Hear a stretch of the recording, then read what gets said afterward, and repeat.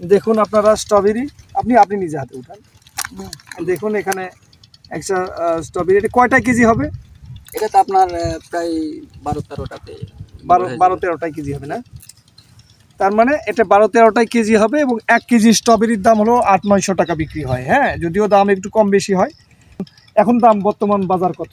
750 টাকা। হ্যাঁ, 750 টাকা বিক্রি হচ্ছে। হ্যাঁ, 750-800 টাকা। তো কৃষি উদ্যোক্তা ভাইরা ফলন বৃদ্ধির অর্থাৎ ফল বড় করা এবং গাছের চেহারা সুন্দর এবং ছত্রাক দমনের পৃথিবীর সেরা একটা প্রোডাক্টের নাম ক্যাপডিওটপ।